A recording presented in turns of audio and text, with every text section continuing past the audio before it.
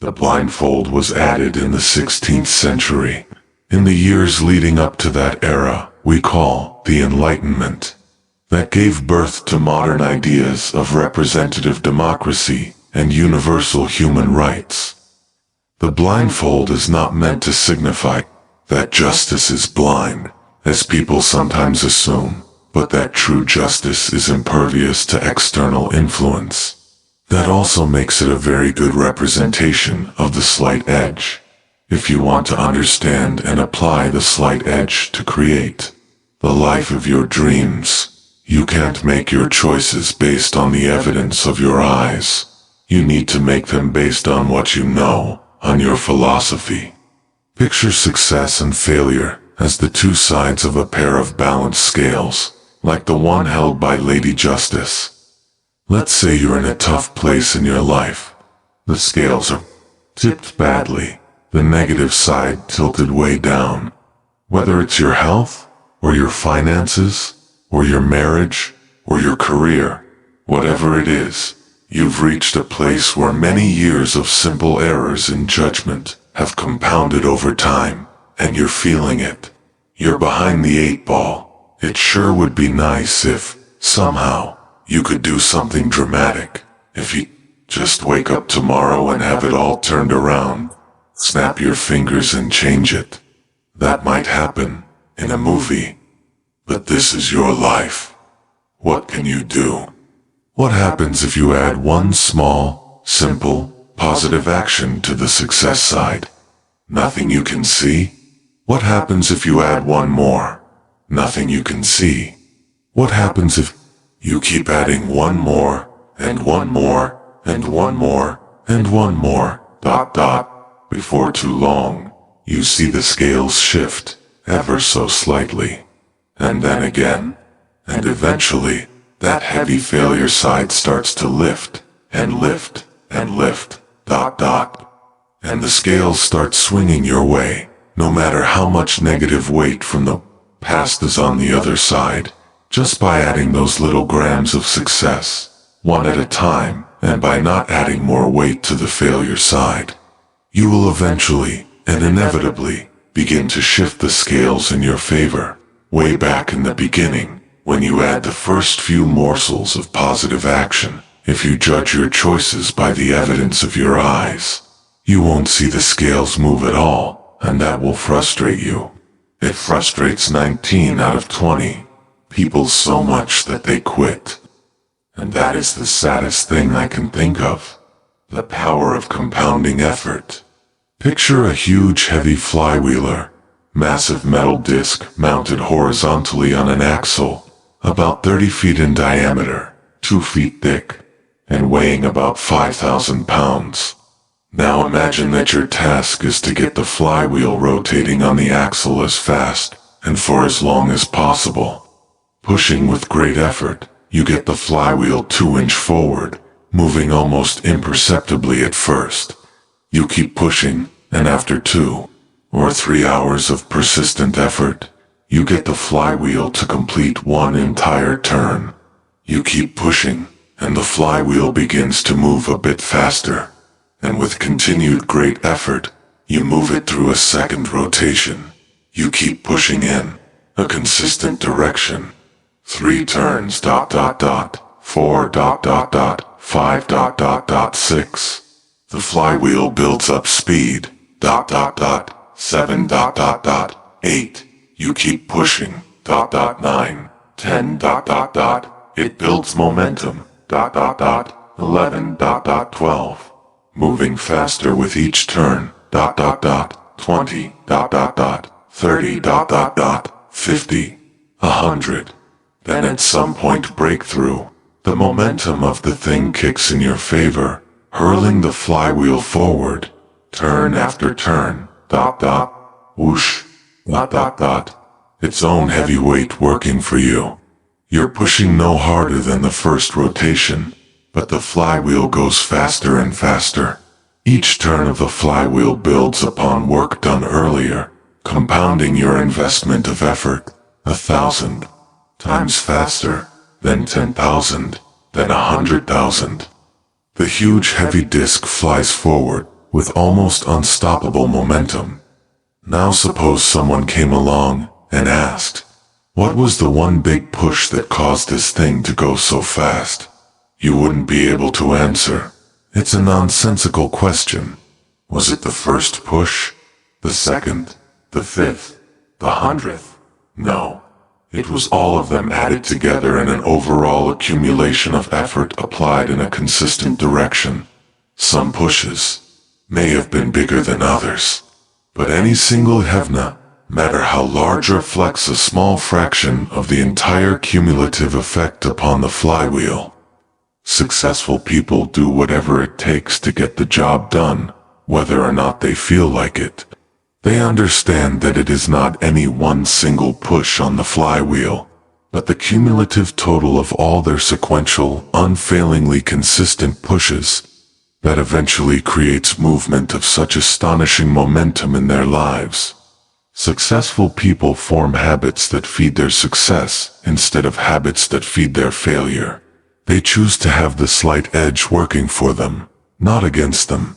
They build their own dreams rather than spend their lives building other people's dreams. And they achieve these dramatic results in their lives through making choices that are the very antithesis of drama. Mundane, simple, seemingly insignificant choices.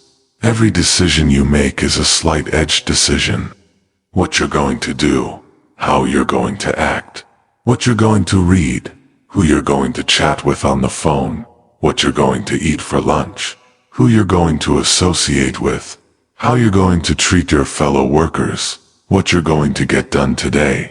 Simply by making those right decisions, or making more of them one at a time, over and over again, you will have enlisted the awesome power of the slight edge on your behalf. The unwanted circumstances, the poor results you've produced in the past, and the evidence of failures in your life may all continue for a time. There may be no light at the end of the tunnel, or at least none you can see today.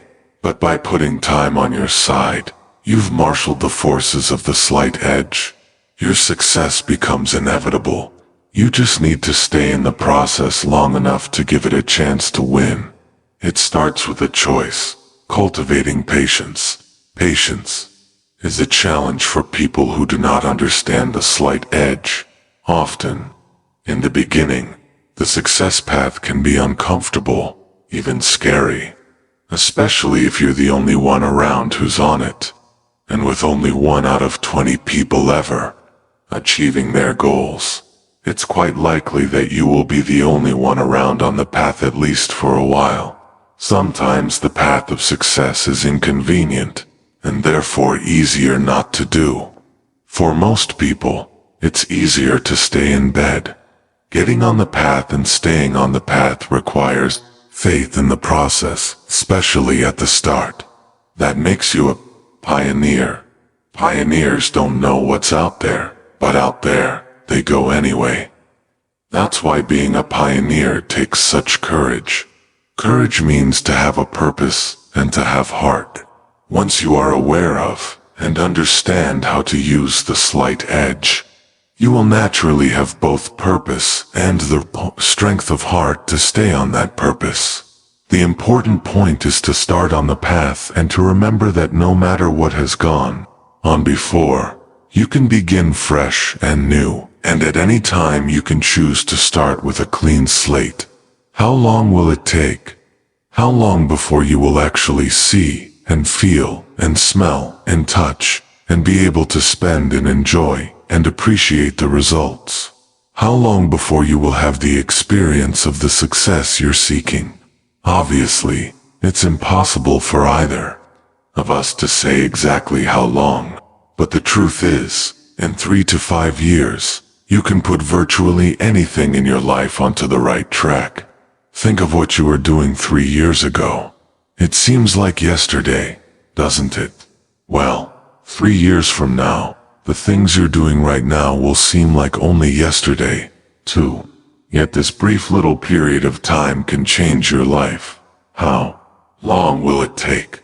Chances are, it will take longer than you want it to.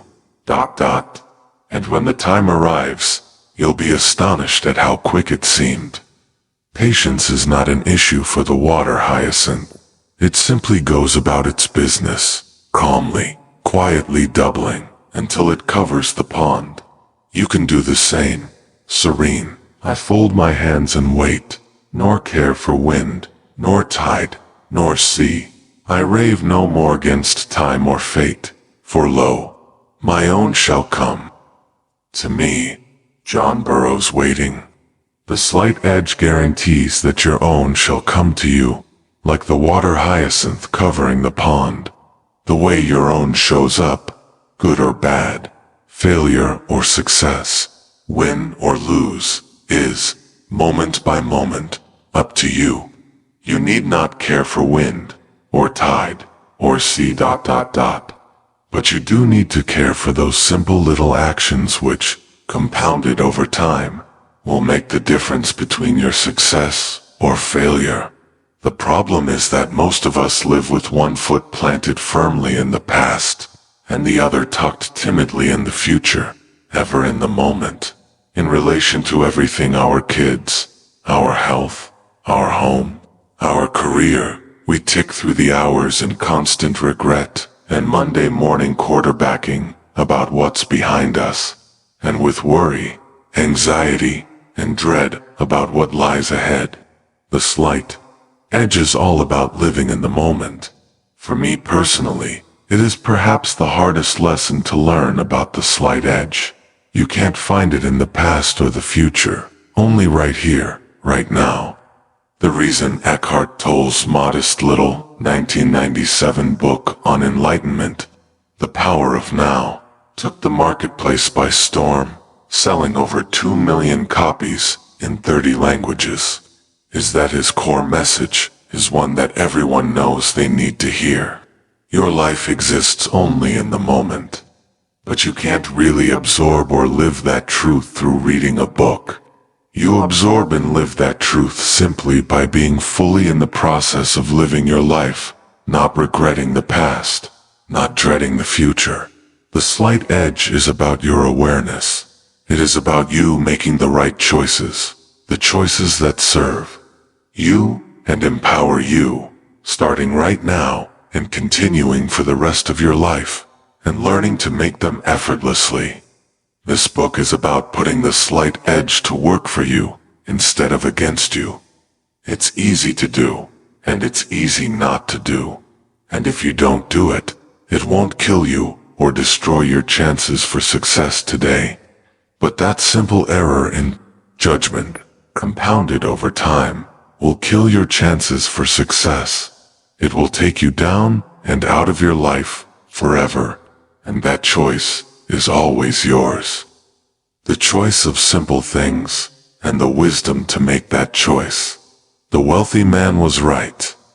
The third gift is one that you can only claim. It's something nobody can give you. It's also something no one can take away from you. The most powerful force for change is time. Position your daily actions so time is working for instead of against you, because time will either promote you or expose you.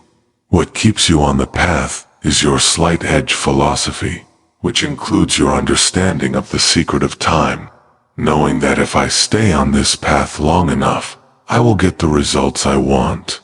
In today's world, everyone wants to go directly from plant to harvest. The step we keep overlooking is the step of cultivating. And that, unlike planting and harvesting, takes place only through the patient dimension of time.